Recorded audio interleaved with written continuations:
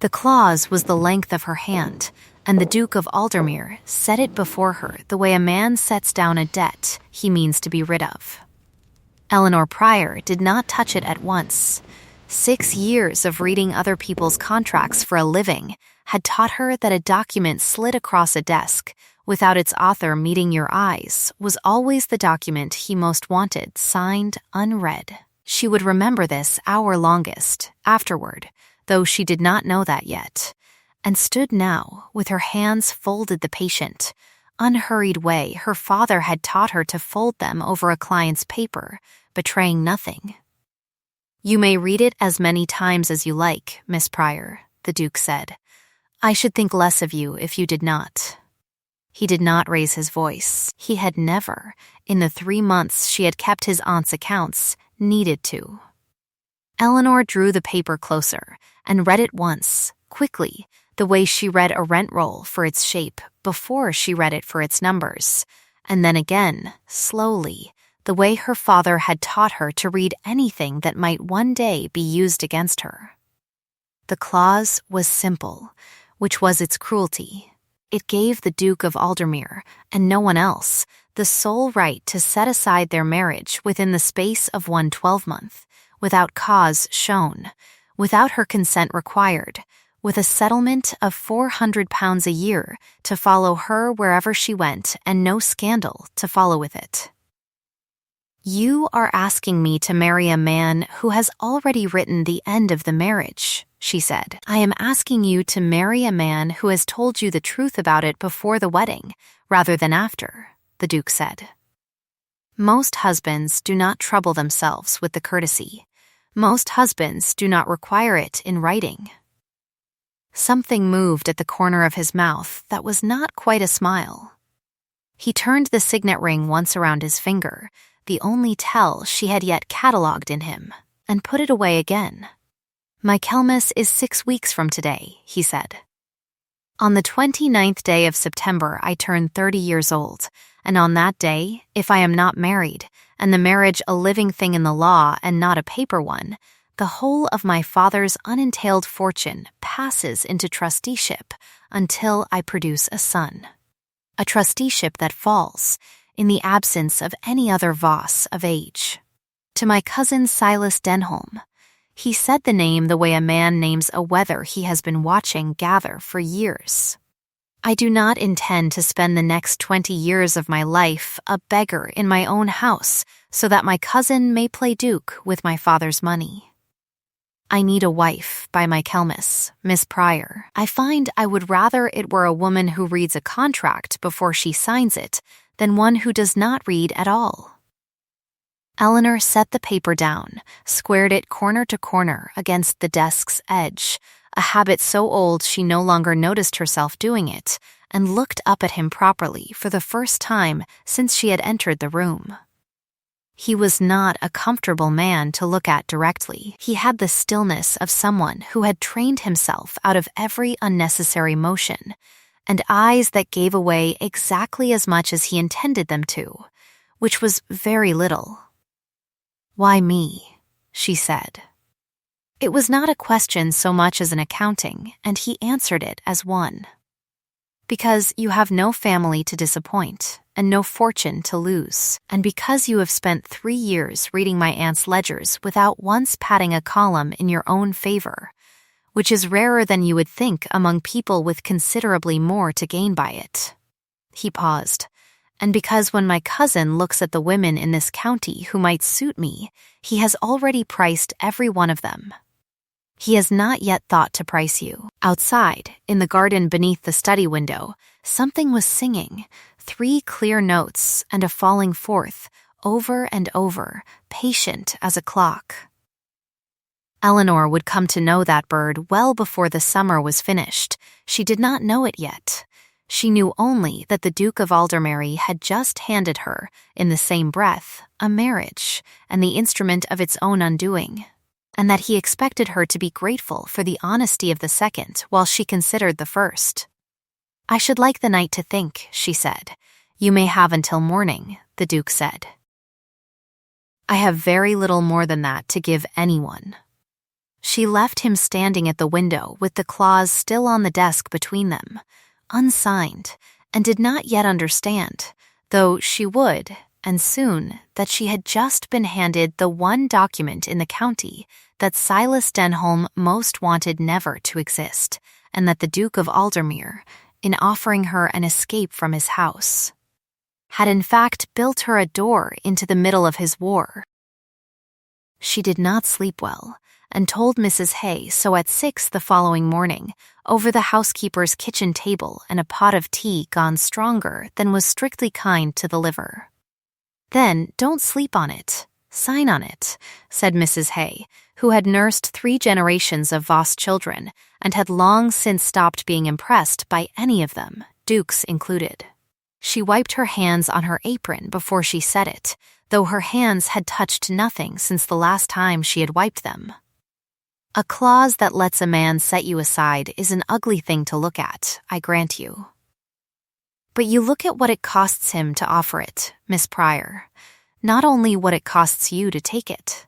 A man who meant to use you and throw you off doesn't write the throwing off into a lawyer's paper for you to read at your leisure. He just does it. Or he does exactly that, so that when he does it, no one can say he broke his word, Eleanor said.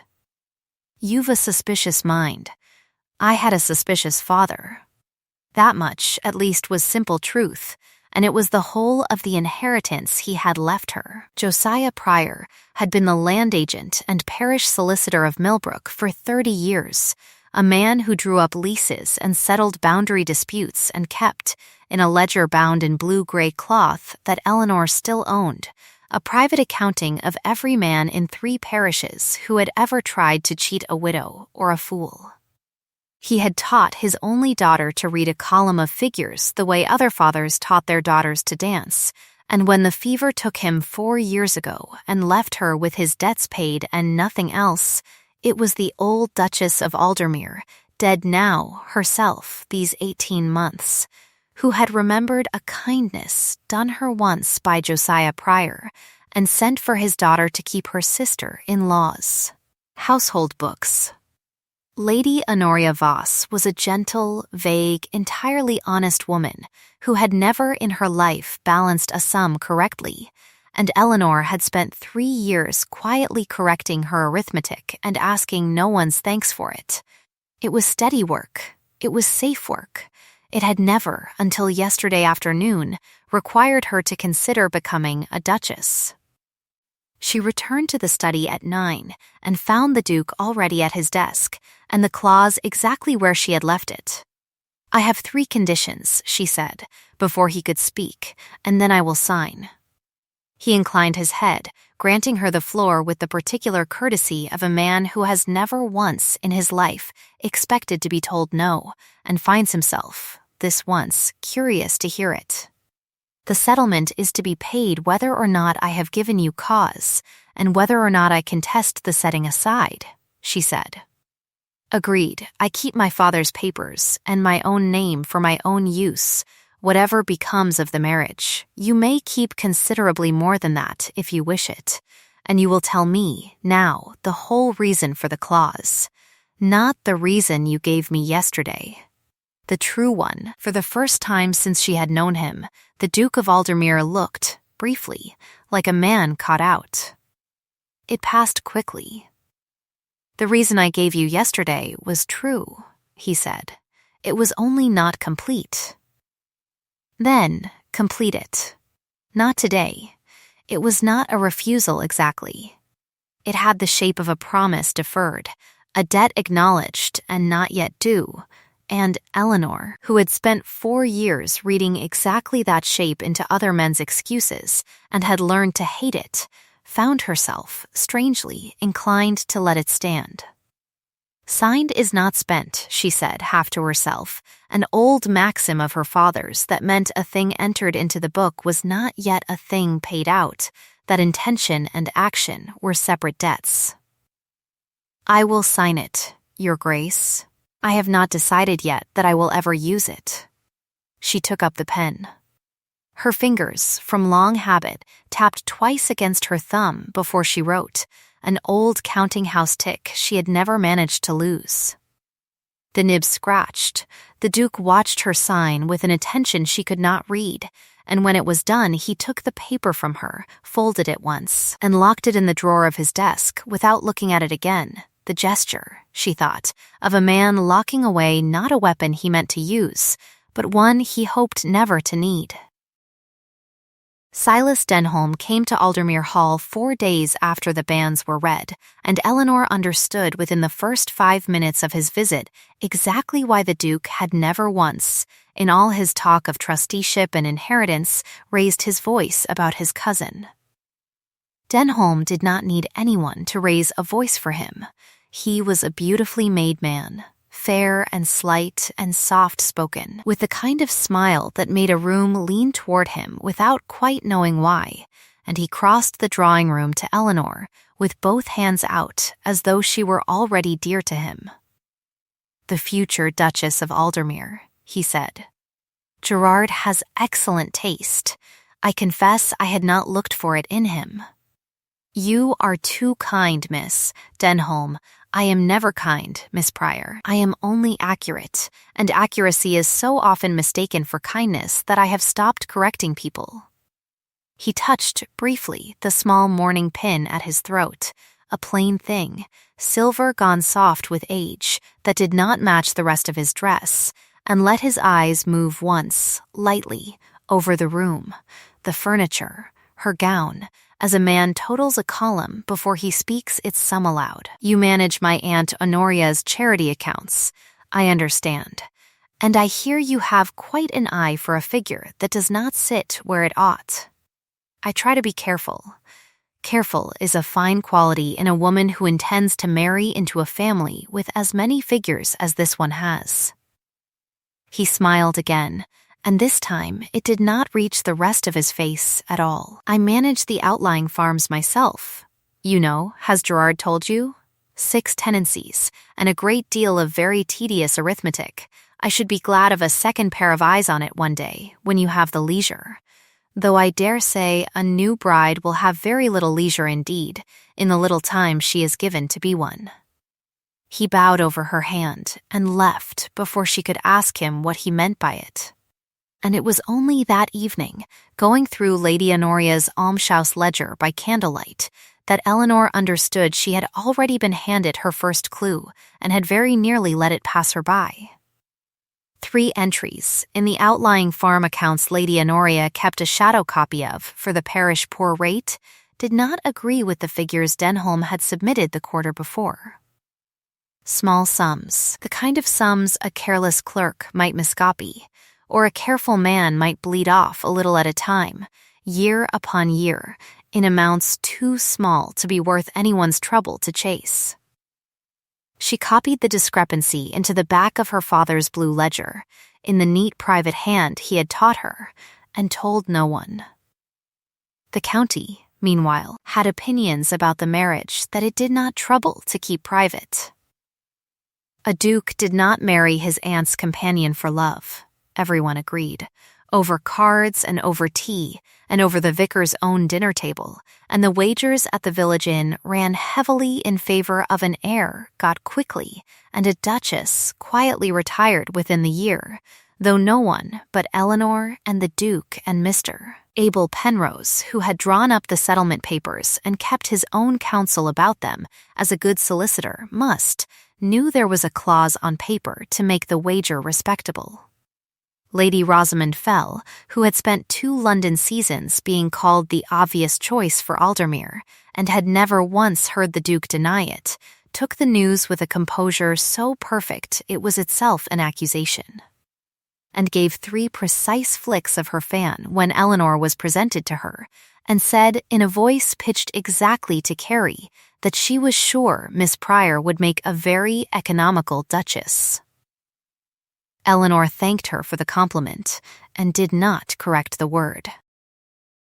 The tenant rolls needed reviewing before quarter day, and it was the Duke himself, not his cousin, who asked Eleanor to sit with him over them on a wet afternoon in the estate office, a room she had not been in before, lined floor to ceiling with account books going back to his grandfather's time. My aunt tells me you have a gift for finding what other people have hidden in a column of figures, he said without preamble, sliding the first roll across to her. I had rather test the gift than take her word for it. They worked for 2 hours in near silence, broken only by the scratch of pens and the occasional low exchange over a name, a sum, a tenancy fallen behind. She found, in that silence, that he worked the way she did, methodically, without waste, checking a figure twice before he trusted it, and something in her that had been braced against him since the study, since the clause, eased by a degree she did not examine too closely. Your cousin's farms are not on this roll, she said, at last, testing the water. Denholm keeps those accounts himself. He offered, some years ago, when I had rather more on my hands than I could manage alone, and I have never troubled to take the office back from him. He said it lightly. His hand, she noticed, had gone very still on the page. You do not trust him. I have not trusted anyone with a Voss face since I was 21, Miss Pryor, and I do not intend to begin with the one who stands to inherit everything I have if I fail to marry by Michaelmas. That is not suspicion. That is arithmetic. It sounds rather lonely, arithmetic of that kind. It is considerably less lonely than the alternative. He looked up at her then, and there was, for a moment, something almost boyish in the look, quickly suppressed. I do not ask anyone to trust me, Miss Pryor. I have found it a poor investment, trust in either direction. I ask only to be watched. A man's accounts will tell you what his mouth will not, if you watch him long enough. That is a very solitary creed for a man about to be married. It is the only one I have found that keeps people alive. He said it without weight, as a man states a fact about the weather, and returned to the roll before her, and Eleanor understood that she had just been given, without his quite meaning to give it. The first true thing he had told her since the clause, and that it explained the clause rather better than his talk of trusteeship had. She did not press him further. She had learned, from 4 years of reading Grieving Widows across a desk, that a man who has just shown you the corner of a wound will bolt if you reach for the rest of it too soon. Instead, she found, in the third roll, a boundary dispute so tangled that 3 generations of stewards had simply stopped recording it rather than resolve it, and laid it before him with the 2 possible remedies written out in her father's clean legal hand, and watched the Duke of Aldermere read it twice, and then laugh, a short, startled, entirely unguarded sound, gone as quickly as it came, as though he had surprised it out of himself and was not sure he approved. I do not believe I have laughed in this room since my father died, he said. You have an unfair advantage over me, Miss Pryor. You make sense of things I have been avoiding for 2 years out of sheer dread of them. It is only arithmetic, Your Grace. So is most of what frightens a man, if he would only sit down and do the sum. It was a small thing, a moment, a laugh in a rain-lit room over a boundary dispute nobody else had cared to solve, but Eleanor carried it out of the office with her that evening the way she carried her father's ledger, close, and did not mention it to Mrs. Hay, who would certainly have made far too much of it. The half-truth arrived 9 days later at Lady Rosamond Fell's own card table, dressed as gossip, and aimed with a precision that only someone who had done his sums first could have managed. It came from Silas Denholm's mouth, softly, over the shuffling of cards, to a room of 8 people who repeated it to 80 more before the week was out, that Miss Pryor, dear Miss Pryor, so careful with a column of figures, had once, some years before her father's death, been very particularly attached to a young soldier from her own parish, a Corporal John Vale, now sadly lost at sea, that there had been talk in Millbrook of a private ceremony before he sailed, that no one, of course, credited it, but was it not curious that a woman with so tidy a hand for other people's affairs had never once mentioned a sweetheart to her own future husband? It was not an accusation. It was worse than an accusation, because it asked nothing and proved nothing, and simply sat in the room afterward gathering weight, the way a stain gathers weight on linen no one has yet decided to wash. Eleanor heard it first from Mrs. Hay, white-faced, wiping already clean hands on her apron 3 times before she could get the words out, and felt the floor of her own life tilt a degree she had not felt since her father's fever broke into the last fatal night of it. There had been no soldier. There had been no ceremony. She had grown up in Millbrook under her father's eye, and had never, in 25 years, been further from it than the market town, and she said so, flatly, to the Duke that evening, watching his face for the things she most feared finding there, and finding, instead, something colder and stranger, not doubt but calculation, the signet ring turning once, twice around his finger. "I believe you," he said. "I did not ask whether you believed me." "No," he said. "You did not." He did not explain himself further that night, and it was 3 days later, coming quietly to the estate office to return a ledger, that Eleanor understood what the calculation had been for. She found Mr. Penrose there before her, papers spread across the desk, and heard, through the half-open door, before either man noticed her, the Duke's voice, very low, very controlled. "If it comes to nothing, it comes to nothing, and no one is the wiser. But if Denholm can produce so much as a signature, Penrose, a letter, a parish record, anything with ink on it, I will not have her stand in a room and be picked apart in public for the sake of my father's money. I would rather set her aside quietly, myself, on my own authority, before he can make a spectacle of doing it for me. And if she does not wish to be set aside, Your Grace, then I will have done it to protect her from a worse thing, and she may hate me for it at her leisure, so long as she is safe to do the hating from a distance." Eleanor did not go in. She went instead to her own small room at the top of the house and sat a long while with her father's blue ledger unopened in her lap, and understood, with a clarity that hurt rather more than anger would have done, that the Duke of Aldermary meant to spend her, quietly, mercifully, entirely without asking her, the exact moment the cost of keeping her grew too high to bear alone. "Signed is not spent," she had told him, weeks ago, meaning to keep some choice in reserve for herself.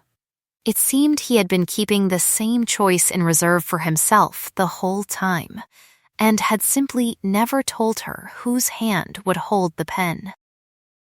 She did not go down to dinner. It was Mrs. Hay who found her an hour later, and did not offer comfort so much as facts, laid out plain on the table between them like a hand of cards. "He is not a man who explains himself, Miss Pryor, and it is the worst fault he has, and I have watched him not explain himself since he was 8 years old, and his mother died, and nobody thought to tell him why. But I have also watched him sit up 3 nights running over his cousin's farm accounts with a face like a man counting his own funeral expenses, and I do not believe that is the face of a man protecting his inheritance. I believe it is the face of a man protecting you, badly, the only way he knows how, which is alone. He means to set me aside before Denholm can ruin me, without asking me. Aye, and you mean to let him, I suppose, sit up here feeling wronged about it, instead of going down there and asking him to his face why he thinks that's a kindness." It was not comfort. It was, Eleanor thought, considerably more useful than comfort. She did not, in the end, go down that night. Pride held her a day longer than sense did, but the following morning brought Silas Denholm to the hall himself, alone, and asked to see her privately, and she received him in the small parlor with her father's ledger deliberately left in plain sight upon the table between them. A thing she would come to understand later had unsettled him rather more than she knew at the time. "I have come to do you a kindness, Miss Pryor, though I do not expect you to believe that of me," he said, and touched the pin at his throat. "The letter exists. I have seen it myself, a curate's hand from a parish called Fenwick Parva. Quite convincing. I did not write it, you understand. I only know of it. And I know that once it is laid before Mr. Gurnd, Penrose, and the assembled trustees on Michaelmas Day, there will be no saving your name, whatever the truth of the matter, because a scandal does not require truth, only an audience. I can see that it never reaches that room. A woman with means and a fresh name in another county need never hear the word bigamy spoken of her again. £2,000, paid quietly, tonight, and you are gone by morning, long before anyone thinks to blame you for going. And the Duke fails to marry by his birthday, and the trusteeship falls to you. That is a consequence, Miss Pryor. It is not my purpose." He smiled, and the smile did not warm the rest of his face, as it never did. "I am offering you the very escape His Grace was kind enough to write into your marriage contract. I only offer it a little sooner, and without the unpleasantness of a public tribunal first." Eleanor looked at the £2,000 implied in his voice and at the ledger on the table between them, and thought of her father, who had once told a widow in Millbrook that the easiest bargain in the world was always the one designed to be taken before you had time to add up its true cost. "I have already signed a clause that lets me be set aside honestly, Mr. Denholm," she said. "I find I have no use for one that requires me to run." She watched something flicker behind his eyes, not anger, not yet, but the first thin crack of a man who has never once in his adult life been told no by someone with nothing to lose. He rose and bowed and told her he hoped she would not regret her arithmetic, and left, and it was only after the door had closed behind him that Eleanor allowed her hands to shake. The letter itself reached Mr. Penrose 11 days later, delivered by an unnamed hand to his chambers with a covering note suggesting, with great regret, that the trustees ought to satisfy themselves as to certain irregularities before confirming His Grace's inheritance on Michaelmas Day. Penrose, being an honest man and a careful one, brought it directly to Aldermere Hall rather than to the county, and it was in the estate office, with the Duke standing very still at the window and Eleanor seated across from him with her hands folded in her lap, that she finally read, in a stranger's careful clerical hand, the whole architecture of the lie built against her. A marriage, a soldier, a parish called Fenwick Parva she had never in her life set foot in, signed by one Reverend Amos Toole, sealed in red wax with a plain unmarked seal. "It is a forgery," she said, and heard how thin her own voice had gone. "I know that," the Duke said. "Knowing it and proving it are not the same expenditure, Miss Pryor, and I have very little time left to spend on either." He had not looked at her since she entered the room. She understood, watching the careful, deliberate stillness of him, that he had already made his decision, and that it was the decision she had overheard him make to Penrose 11 days before, and that he intended, God help him, to be noble about it in exactly the way that would hurt her most. "You mean to invoke the clause," she said. "I mean to see you safely out of the way of what is coming, before it can touch you," he said. "There is a difference, though I understand you may not credit it tonight. There is no difference at all, Your Grace, if the door only opens one way, and I am never asked whether I wish to walk through it."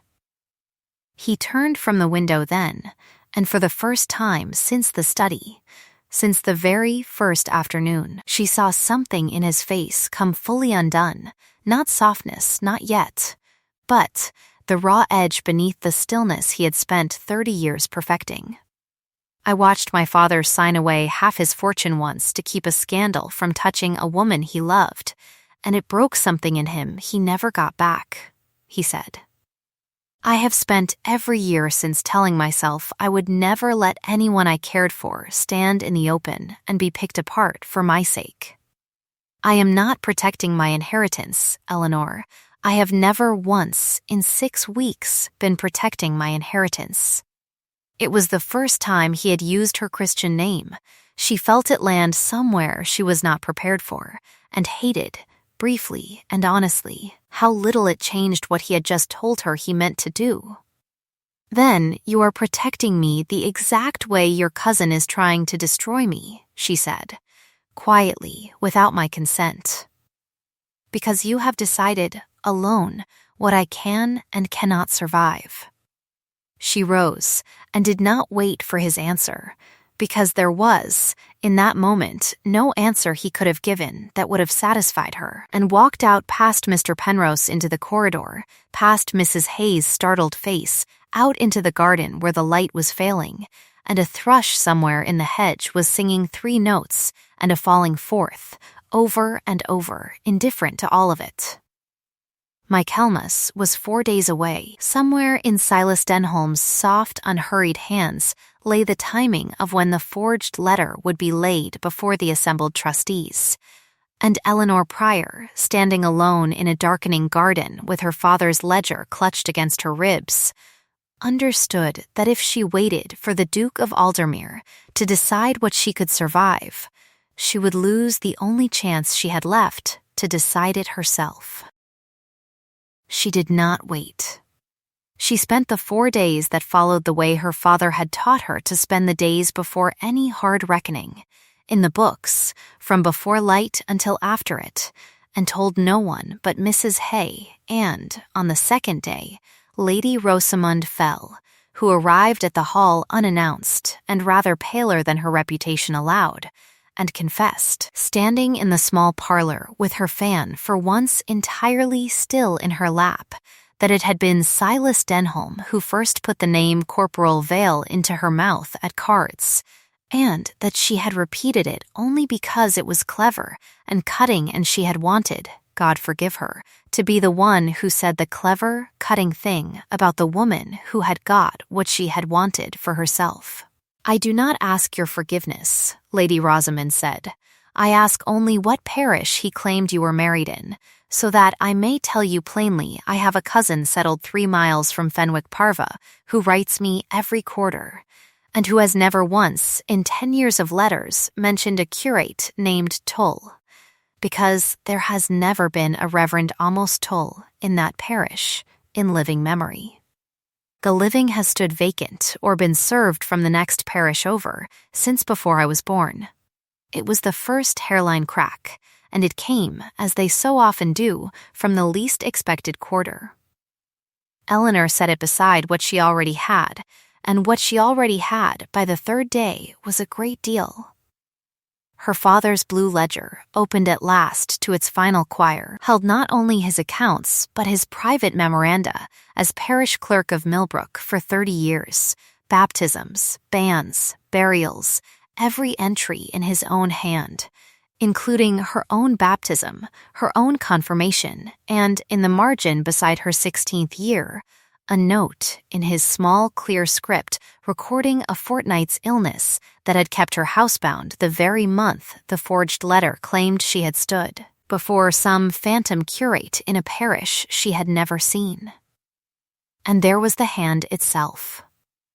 She had turned the forged letter over a dozen times by candlelight, held to the flame the way her father had taught her to check a watermark, and on the 4th reading she had recognized, with a jolt that went through her like cold water, the particular looping G and the oddly crossed 7s of a hand she had not seen in 4 years, the hand of Ned Farr, an orphan boy her father had taken on as a copying clerk when Eleanor herself was scarcely 12, taught his letters at the same kitchen table where she had learned her own, and who had gone, after Josiah Pryor's death, to seek work wherever a clerk's hand could be sold. And had, she now understood, found a buyer in Silas Denholm's outlying farm office. She went to the Duke that evening, not to be forgiven, and not to forgive, but because the plan she had built over 4 sleepless days required, at its center, a thing only he could give her. And she found him in the estate office exactly where she had left him days before, as though he had not moved. "I am not here to be set aside," she said before he could speak. "I am here to tell you what I intend to do on Michaelmas Day, and to ask whether you have the courage to stand beside me while I do it, instead of in front of me." He was very still. "Tell me," she told him. It took a long while, and twice Mr. Penrose was sent for and questioned closely on points of law, and once, deep into the telling, the Duke of Aldermere put his head in his hands and laughed, not the startled laugh of the rainy afternoon, but something rawer and more grateful, and said that he had spent 6 weeks trying to protect a woman who had, without once asking his permission, already built the only weapon capable of protecting them both. Michaelmas Day came in bright and cold, with the last of the harvest still standing gold in the low fields, and by evening the long gallery at Aldermere Hall was fuller than it had been in the 2 years since the old Duke's funeral, trustees, tenants of standing, half the county come ostensibly to wish the new Duke well of his 30th birthday, and in truth to watch whether the wager on his marriage would pay out before the year was properly begun. Mr. Abel Penrose stood at the head of the room with the will itself before him, and called the company to order in the flat, unhurried voice of a man who had buried 2 dukes and did not intend to be hurried by a third. It was Silas Denholm who rose first, exactly as Eleanor had known he would, soft-voiced and full of regret, and laid the forged letter on the table before Penrose with the particular care of a man handling something he wishes everyone to believe pains him to produce. "I would give a great deal not to be the one to say this," he said, and touched the pin at his throat.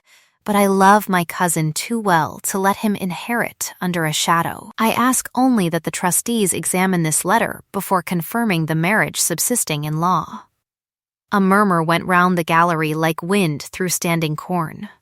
The Duke of Aldermere did not move from where he stood, and did not reach for the clause locked these 6 weeks in his desk drawer, because Eleanor had asked him not to, and because, for the first time in 18 years, he had decided to stand beside someone rather than in front of them. It was Eleanor who rose. "Your Grace has a clause, signed by my own hand 6 weeks ago, granting him sole right to set our marriage aside without cause shown," she said, into a room gone suddenly and entirely silent. "I do not ask him not to use it. I ask him to use it now, before you all, upon the letter that has just been laid on that table, but not upon Mr. Denholm's word. Upon the proof. I signed that clause because I was told once that a thing signed is not yet a thing spent. I have come to spend it tonight, in the light, before witnesses, because that is the only place a thing like this can be honestly settled." She turned to Penrose. "Will you allow it examined here, sir, rather than let it be whispered of in every drawing-room in the county for a 12-month? Penrose, who had waited a lifetime for a room full of gentry to ask him to do exactly the work he was trained for, said that he would be glad to.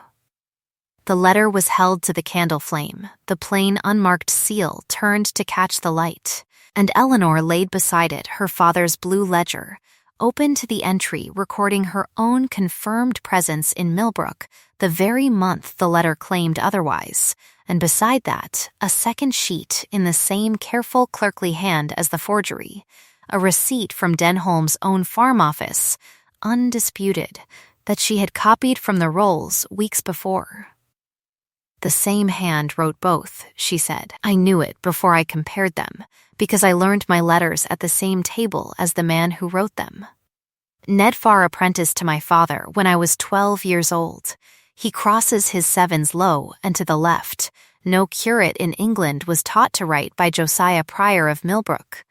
A young clerk near the back of the gallery, pale, sweating despite the cold evening, standing rather too close to Denholm's elbow, made a small sound and did not manage to turn it into words. "Mr. Farr," Eleanor said, gently, into the silence that followed, "who taught you to cross your sevens that way? Was it my father at his kitchen table, the winter you came to us with nothing but the clothes you stood in?" It was one question, precise as a key in a lock, and it broke him entirely. Ned Farr said, in a voice that shook itself nearly to pieces getting the words out, that Mr. Denholm had paid him £11 and threatened to have him turned off without a character if he refused, and that there had never been any Reverend Tull, any Fenwick-Parva marriage, any truth in any word of it at all, and produced, shaking, from his coat, the note in Denholm's own hand instructing him in exactly what the forged letter must say, which Penrose read aloud to the gallery in the same flat, unhurried voice he had used to open the proceedings, so that Silas Denholm's own written words became, in the end, the instrument of his own undoing. Denholm did not run and did not rage. He stood very still, touching the pin at his throat, and when at last he spoke, it was not to deny it, but to say, quietly, to no one in particular, that his father had died owing £11 to a man who would not wait a fortnight for it, while his uncle, the old Duke, sat 3 miles away with more gold in one strong room than the whole of Millbrook parish saw in a generation, and that he had sworn, standing at that grave at 11 years old, that he would never again be the Voss who was left to do without. It did not excuse him. No one in the gallery mistook it for excuse. But Eleanor, watching him, felt the anger she had carried 4 days go quiet and settle into something closer to grief, and it was the Duke, at last, who spoke the sentence that ended it.